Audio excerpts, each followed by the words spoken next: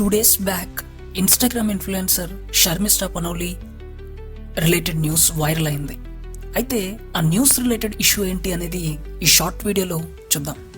ఒక 22 ఏళ్ల విద్యార్థిని ఇన్స్టాగ్రామ్లో లక్షల మందికి ఇన్స్పిరేషన్, కానీ ఒక్క వీడియో వల్ల ఆమె జీవితమే మారిపోయింది.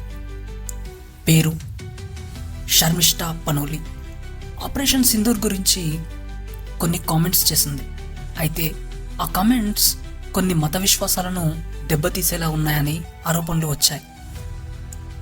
తాను ఏదైతే వీడియో చేసిందో ఆ వీడియో వైరల్ అయింది. వెంటనే పోలీసులు కేసు నమోదు చేశారు. వీడియో తొలగించిన, క్షమాపణ చెప్పిన పోలీసులు ఆమెను గురుగ్రామ్లో అరెస్ట్ చేసి కోల్కతా తీసుకెళ్లారు. ఇప్పుడు ఆమె జ్యుడిషియల్ కస్టడీలో ఉంది. ప్రస్తుతానికి సోషల్ మీడియాలో ఈ టాపిక్ పై చాలానే డిబేట్స్ జరుగుతున్నాయి. ఎక్స్ ట్విట్టర్లో రిలీజ్ షర్మిష్ఠా అంటూ హ్యాష్ ట్యాగ్స్ ట్రెండ్ అవుతున్నాయి. కొందరు ఇది అభివ్యక్తి స్వేచ్ఛ అంటే ఫ్రీడమ్ ఆఫ్ స్పీచ్ అని, మరికొందరు ఇది హేట్ స్పీచ్ అంటున్నారు.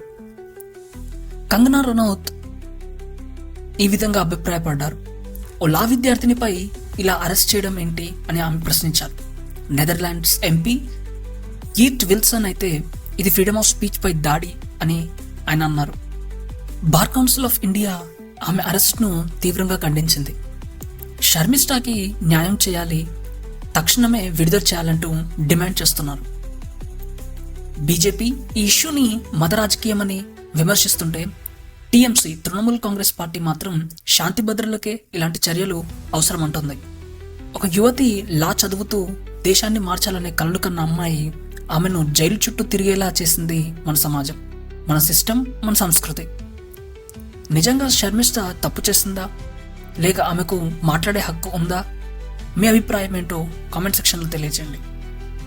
ఇలాంటి ఇంట్రెస్టింగ్ వీడియోస్ కోసం మన ఛానల్ని సబ్స్క్రైబ్ చేసుకోండి. Thank you.